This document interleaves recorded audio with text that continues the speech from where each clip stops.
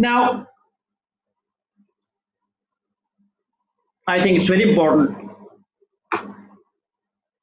We should know, or we should realize what are the preconditions for knowledge internalization, right? As Rumi says, that if the knowledge remains on the skin, it is like a serpent or a snake. But if it goes down to the skin in the heart, it becomes friend. So, and as we saw the definitions of learning by different Western intellectuals, learning is actually internalization. And we'll just discuss on the conditions which require the knowledge to be internalized. The faculty of Khudi provides main access for the internalization of learning, right? Inshallah ta'ala, I hope we have some session where which we keep exclusively for Khudi, the concept of Khudi or self-actualization, which is very important perspective from Iqbal. And I, being an educationist, and I have a special focus. I've had a special focus on education for since '95. I very well realize this. I mean, it is basically your urge for growth, for self-actualization, for achieving higher status as insan or as human being, which provides you or which gives access to the knowledge to be internalized. If we don't have this urge, we will not have actually the urge to internalize our learning, right? And this is a precondition to have, if we talk of the growth of Khudi or self-realization, then that has to be, I mean, actually the knowledge has to go in, right, and develop the human being. If it is on the skin, it is of no use. So Khudi plays the main, I mean, that plays the main faculty for the access of internalization of learning. The environment should not be threatening to human Khudi, right? Preconditions for knowledge internalization. It so happens, and if you observe the small children, you cannot make them learn by threatening. And no one likes a threatening environment, which we get, which is so common in schools by the threat of examinations and punishment. They try to make us learn, which is against the foundations of learning itself. The knowledge is verified by humans' logic framework. No knowledge can be internalized unless it conforms with your logic framework. I'm not saying that the logic framework is correct all the time. No, it will mainly depend upon what perceptual framework you have developed. Like we discussed about, say, a non-believer or an atheist who doesn't want to believe in Allah subhanahu wa ta'ala, right? For him, logic is different. And for the one who is agnostic or who is not sure about the existence and powers of Allah subhanahu wa ta'ala, he has a different logic. And the true believer will have a different logic. And a believer of Quran and the reader or the reflector on Quran has an entirely different logic framework, which is based on Quran, right? So the logic frameworks can be different. But no knowledge is internalized unless it falls true to your or any person's logic framework. It cannot be internalized. Just please reflect upon that. Once verified by one's logic, it is accepted by the human and categorized as per human sense of adab. It's a very interesting theory which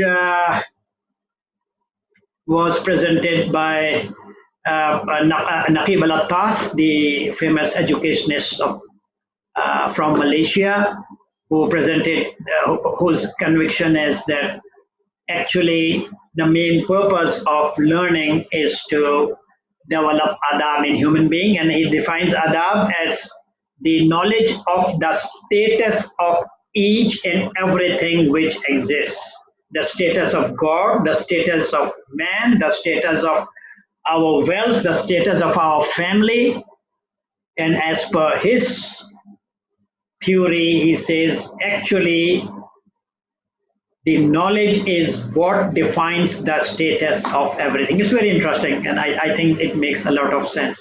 It gives you, if you are following the Quranic knowledge, then it will give you the, it will define the correct status or the correct position of each and everything that exists around. Okay, I was speaking of this verse from Rumi, which Iqbal has quoted, and he says it's in Persian. Il ra bartanzani mare bawad, il ra bardilzani yare bawad. If your knowledge remains on the skin only, it is like a snake, and if your knowledge penetrates your heart, it is a friend. Iqbal says that truth is that all search for knowledge is essentially a form of prayer. The scientific observer of nature is a kind of mystic seeker in the act of prayer. Iqbal is quoting the ayat of Surah Al Imran, which we have already gone through in our first session. Inna fi khalqis samawati wal ard wa ikhtilafil layli wan nahari la ayatin li ulil albab. In the creation of heavens and earth and in the alterations of days and nights, there are ayat, there are signs for those who think. Right? It's very important. Learning gives us a direction. You can say a comprehension of what the world is and what the creator is. And basically, it is an exercise to realize the creation of Allah subhanahu wa ta'ala and the purpose behind. So if we take learning from that perspective, it becomes a continuous prayer, a very high degree of prayer, which Allah subhanahu wa ta'ala has given us. Right? It's very important. So knowledge has very important role in your whole perceptual framework. The more close we are to the Quran, to the nature, to the essentials of knowledge of Allah subhanahu wa ta'ala, the more clear our vision becomes from the perspective of Allah subhanahu wa ta'ala, the more clearly we can look into Akhirah and from Akhirah towards this life of how we have to perform over here to succeed in Akhirah.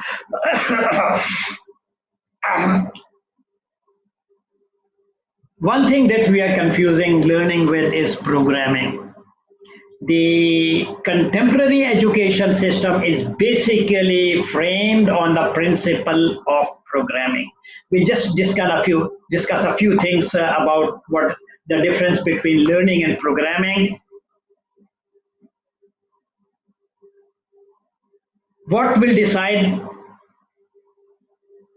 the knowledge or your exercise of learning, whether it's true learning or programming, is the origin of the question or the quest.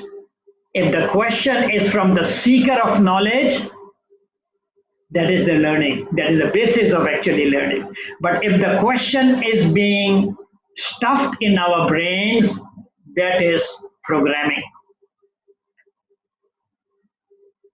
Learning is natural. As I said, it's a very natural process. Please remember this, because as learner and as this module focuses on learning, we have to realize that learning is all natural. Okay, whereas programming is artificial. Learning never tires you, and we can observe the children when they have taken a task and they are into a challenge, they never get tired. They never get tired. They forget their food, they forget everything, and they simply focus on what they are doing. Right? As a matter of fact, learning brings you pleasure because you have achieved something, and this you feel from your heart. but programming tires you out. No, I leave it on you to decide about what our schools are doing, whether you feel pleasure learning over there or you get tired learning over there. Learning changes your perception. It impacts on your perception and you internalize knowledge, right?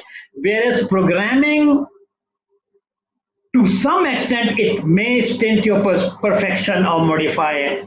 But as a matter of fact, it is rather something which inhibits in adopting a behavior from your learning, or which inhibits or which makes you tired of learning, right? So it has very little impact on the modification of perception. Learning is 100% internalization. If there is no internalization, as Rumi says, it's just like a snake, it's dangerous, right? Whereas programming is conditioning, as the Pavlov theory says, which we say the programming, human programming, or behavior modification models of learning. As we were focusing mainly on Iqbal's theory of learning, and the way Iqbal really motivates us to learn and to be in this process of worship as a learner. Iqbal says, सितारों से आगे जहां और भी हैं, अभी इश्क के इम्तहान और भी हैं, which means stars are not the last frontier. Your ecstasy for learning has no bounds. Subhanallah. The Urdu wordings are so attractive that they make your heart throb, I would say. He says, किस तरह हुआ कुन तेरा निश्तर तहकीक होते नहीं क्यों तुझसे सितारों के जिगर चार. How have your research tools gone rusty? Why are you not probing the heavens? He reminds us of our past, where we were full into research and where we were probing the heavens or whatever science we came across. And this quality has gone now away from us.